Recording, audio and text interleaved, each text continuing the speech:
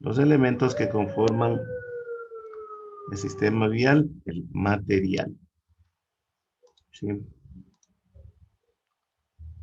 Listo. Vamos ahí. Entonces, dentro de la materia de educación vial, continuando con la revisión, tenemos el factor material, inicialmente conocido, ¿cuál es el factor vial? En ese sentido, debemos considerar que todos los usuarios, componentes del sistema vial, necesitamos dónde movilizarnos, y estas justamente son las vías, ¿no? Justamente respecto de las vías terrestres, tenemos que hacer una consideración que las mismas son de por sí elementos acondicionados para la circulación, como les decía, tanto peatonal, vehicular y animal, que en la sesión de mañana veremos todos los tipos de vehículos que existen, ¿no? La, Existe una consideración también, un criterio, una definición respecto de las vías. Hay una clasificación de las vías también. Y nosotros siempre nos hemos preguntado, bueno, a la hora de la hora, ¿qué es una calle? ¿Qué es una avenida? ¿Qué es una carretera? ¿Qué elementos componen la vía? ¿Cómo será que nosotros podemos diferenciar todas y cada una de ellas? Entonces, en términos generales, manifestarles que aquí tenemos en la lámina en la red vial ecuatoriana. ¿Qué consiste la red vial ecuatoriana? Como en todos los países, es una malla, es una red que está conectada entre sí de las vías primarias, secundarias, terciarias, las vías primarias que conectan entre un país y otro. En el Ecuador, nosotros podemos manifestar que existe dentro de la red vial ecuatoriana.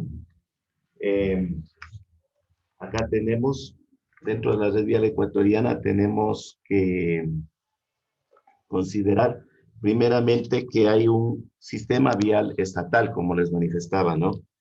Dentro de este, tenemos que considerar que en el Ecuador tenemos, tenemos justamente las vías priorizadas en el Ecuador. No sé si ustedes han tenido la oportunidad de movilizarse dentro del territorio ecuatoriano y se han encontrado tal vez con algunas eh, vías que están a cargo del ministerio, otras que están a cargo de los GAS provinciales y en la parte urbana también a cargo de los GAS municipales. Les voy a dar una breve síntesis de lo que es la red vial en el Ecuador. Tenemos que considerar que hay varios tramos dentro de la red vial ecuatoriana. Me gustaría encontrar los mismos. Parece que no los tengo a mano. Bueno, vamos a continuar con el resto de la información. Teníamos aquí justamente para considerar cómo era este tema de la red vial ecuatoriana, ¿no?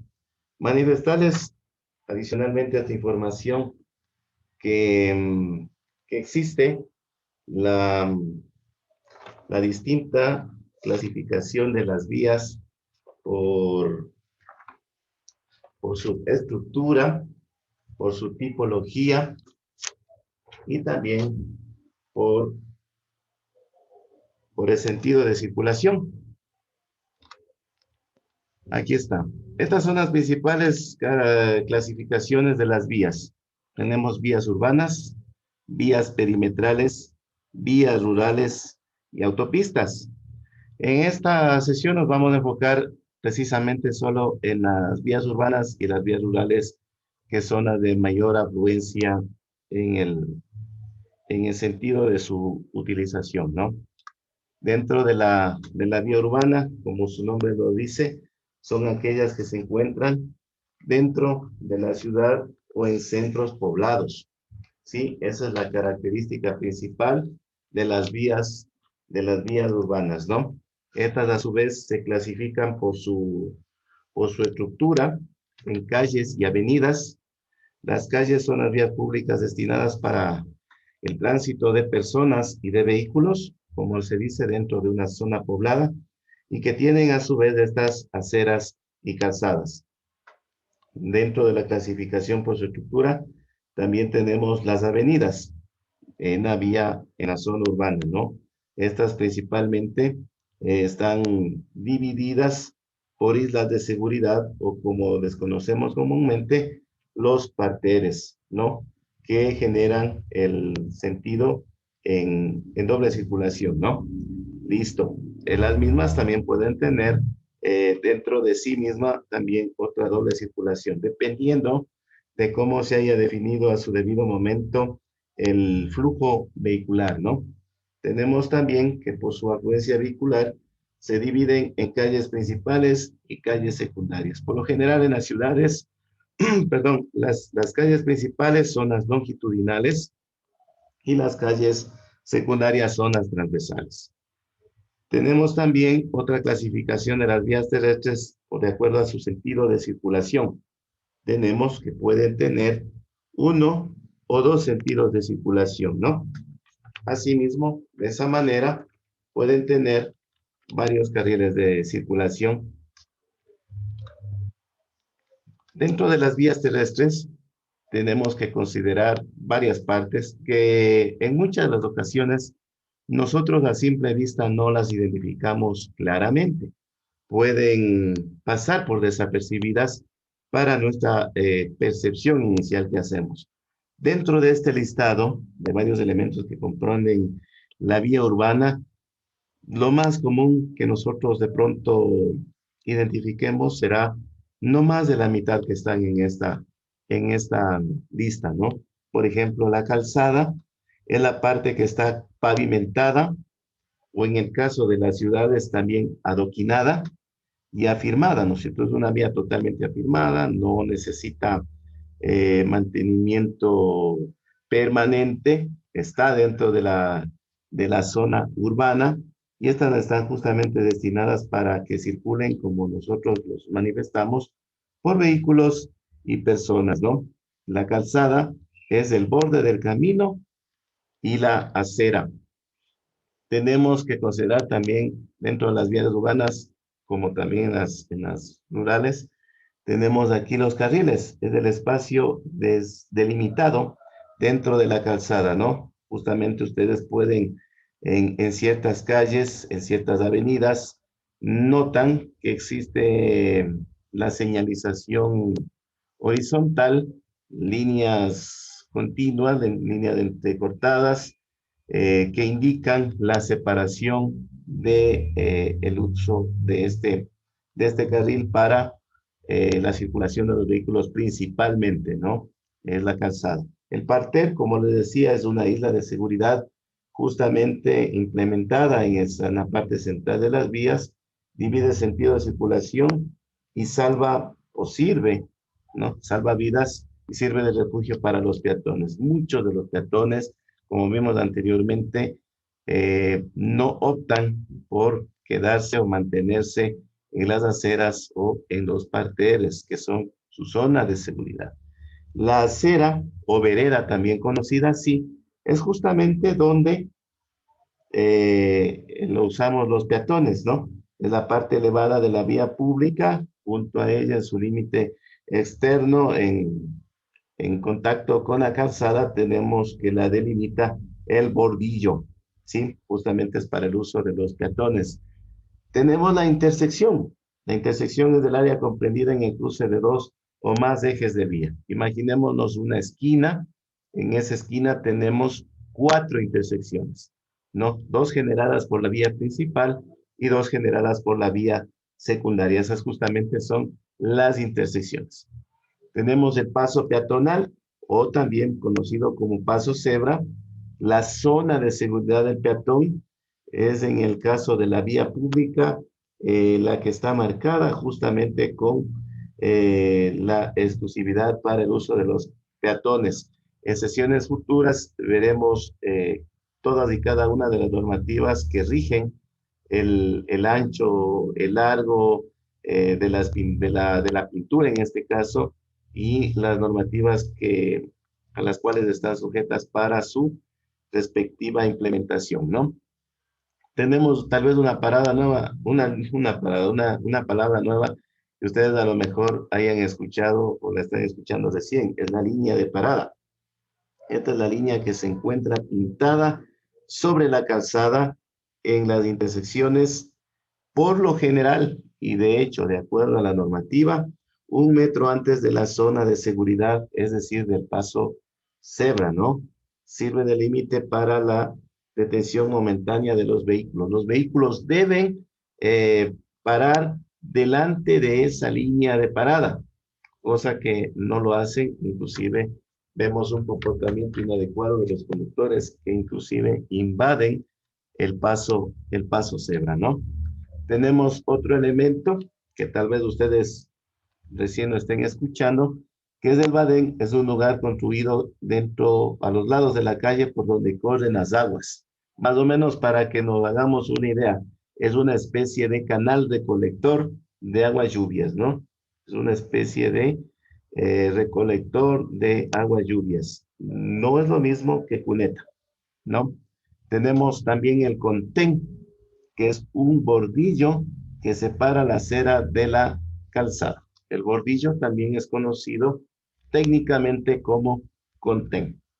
Tenemos otra parte de la vía urbana que es el portal, es el límite de la propiedad suya, la propiedad privada y lo que es público, ¿sí? A partir del portal es el espacio privado de las personas, y a partir de aquello, de la calzada, ya tenemos que es uso de vía pública. Otro de los elementos de la vía urbana tenemos los pasos a desnivel. Aquí en la ciudad tenemos contados pasos a desnivel. En otras ciudades, inclusive en otros países, se han construido, se han implementado pasos subterráneos también, ¿no? Están dentro de la arquitectura urbana, y esta es un área construida para dar seguridad justamente a los peatones al cruzar la vía, que no lo hacen, que no lo utilizan, porque queremos llegar siempre pronto a nuestro destino, siempre llevamos prisa, ¿no? Algo que también era aquí a considerar, la ciclovía. Lamentablemente no contamos en la ciudad con una ciclovía, pero esta ciclovía necesita o es justamente un sector acondicionado específicamente para el tráfico de las bicicletas, ¿no? Con las respectivas señalizaciones y por sobre todo con los anchos respectivos por esa situación, ¿no? No podemos implementar una ciclovía en una calzada estrecha. Esa es la primera normativa para implementar una, una ciclovía, ¿no? Al inicio habíamos manifestado de las vías perimetrales también. Son las vías de descongestionamiento o la circunvalación o paso lateral, que se encuentran ubicadas fuera del perímetro urbano, ¿no? Justamente muchos de los ciudades municipales han implementado esto con el afán y el deseo de conservar eh, la tranquilidad de los ciudadanos dentro del perímetro urbano. Listo. Tenemos dentro de las vías terrestres la vía rural. Como su nombre lo indica, la ruralidad está fuera de los límites urbanos, y estas a su vez pueden comunicar desde la pequeña comunidad hasta las fronteras de cada uno de los países. Por lo tanto, aquí tenemos que se clasifican desde la mayor envergadura. Tenemos las internacionales, como les digo, comunican dos países, zonas fronterizas, la Panamericana, ¿sí? Tenemos las carreteras nacionales, aquellas que comunican los puntos más importantes o las cabeceras provinciales, ¿sí? Y recorren grandes distancias dentro del mismo. Por ejemplo, podríamos hablar de la ciudad de Ambato a la ciudad de Riobamba. Hay aproximadamente una distancia de 48, 50 kilómetros de distancia. Esa es una parte componente de los carreteros nacionales. Tenemos aquellas carreteras regionales que comunican una población con otra de la misma región. Es decir, aquí tenemos ya la troncal de Galápagos, la troncal de la costa, la troncal de la sierra, la troncal amazónica. Y acá justamente tenían, no me fue posible poder compartirles este mapa vial. Ya voy a ver la posibilidad de hacerlo dentro de la plataforma como material de apoyo didáctico. Tenemos nosotros en el Ecuador el Corredor Logístico Sur, que conecta Guayaquil, Cuenca, Tundaime. Tiene una longitud aproximada de 673 kilómetros, cuenta con estaciones de servicio, puntos de desinfección, centros de aprovisionamiento. Tenemos también el corredor logístico Aloa-Guayaquil, que tiene una longitud aproximada de 396 kilómetros. Tenemos también otro de los corredores, el corredor logístico de la costa, que cubre entre Esmeraldas y Guayas, una longitud de 824 kilómetros. Contamos también con el corredor logístico Huachillas-Guayaquil, que tiene una longitud aproximada de 236 kilómetros. El corredor logístico oriental, que cubre entre las provincias de Sucumbíos y Guayas, transversal obviamente, ¿no? Transversal, 671 kilómetros. Tenemos el corredor logístico de la sierra, esta es prácticamente longitudinal, cubre entre el Carchi, atraviesa por la provincia de Chimborazo y llega a la provincia de Guayas. Tiene una longitud aproximada de 702 kilómetros. Eso es en cuanto tenemos que ver con las respectivas carreteras o vías eh, regionales con las que cuenta el Ecuador, ¿no? Tenemos asimismo las carreteras locales, son aquellas que sirven para trasladarse de una población hacia los lugares más apartados. Justamente son aquellos caminos que por su difícil tránsito tal vez no justifica la inversión para colocar la respectiva capa asfáltica, por lo tanto los respectivos niveles de gobierno consideran que es más conveniente conservarlos a nivel de lastre, de subrasante, y permanentemente están realizando los respectivos mantenimientos de las mismas, ¿no? Así como vimos en las vías urbanas, también tenemos en las vías rurales sus respectivas partes, ¿no? Una que se repite, que es la calzada, se repite también lo que es el carril. Tenemos el cruce, que es la intersección entre dos o más vías de uso público, ¿sí? Porque hay que considerar que la, la red vial estatal es de propiedad pública, ¿no? Hay que considerar aquello, es de propiedad pública. Tenemos cuesta, ¿no? ¿Quién no ha escuchado la palabra cuesta? Es un tramo de la vía con grandes gradientes. ¿Qué es una gradiente? Es la inclinación de la calzada. Ustedes han visto en geometría como la pendiente, ¿no? Esa es la gradiente y es conocida comúnmente como la cuesta. Tenemos asimismo la berma o espaldón, que es una franja lateral adyacente a la carretera pavimentada, o no puede ser pavimentada, pero de preferencia debe ser pavimentada. ¿Por qué? Porque la misma es señalizada, es también una zona en la cual nosotros eventualmente podríamos utilizar para parada o para algún tránsito de emergencia de vehículos. Sufrimos algún desperfecto, podemos, como se dice comúnmente, orillarnos dentro de esta berma o espaldón, como se conoce técnicamente, ¿no? Tenemos también dentro de las vías rurales el andén, es una parte marginal de la carretera, normalmente destinado para los peatones. Como ustedes saben, es recomendable también en algunos casos movilizarse dentro de las carreteras. Los peatones deben hacerlo con las respectivas precauciones. Tenemos la parte también considerada de la cuneta. Esta es una especie de sección trapezoidal al costado de la vía, ¿no? Termina la capa del asfalto, viene la cuneta en forma trapezoidal y la termina un bordillo exterior en el cual esta cuneta justamente es la que permite que haya la recolección de las aguas lluvias hacia las respectivas alcantarillas, que son elementos de drenaje de las vías. Por esta razón es muy importante implementar cualquier tipo de alcantarilla, puede ser este de tipo ármico, o en su defecto tipo cajón, que son aquellas que recogen tanto las aguas lluvias o aquel que provenga de algún desborde causado por la naturaleza en el trayecto de la vía, ¿no? Curva, en nuestro país nos caracterizamos por tener caminos sinuosos, justamente por el perfil geográfico con el que contamos, es justamente el tramo donde cambia de dirección.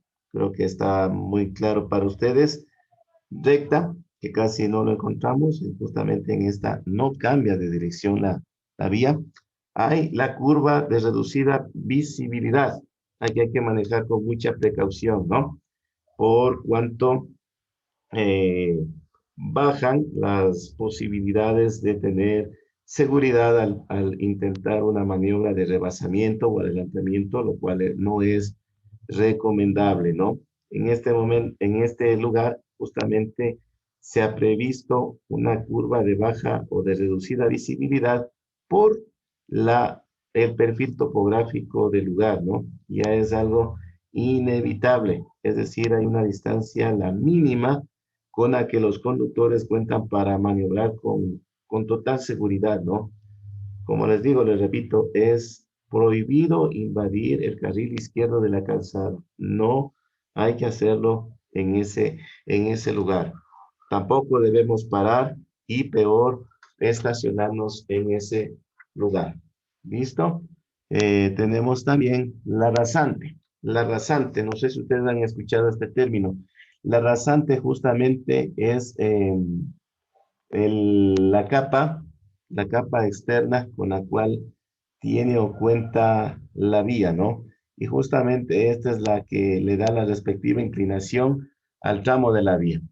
Puede estar en sentido de elevación o de depresión, y justamente el cambio de la rasante, que es lo que vemos a continuación, es la inclinación sobre la horizontal de un tramo de vía.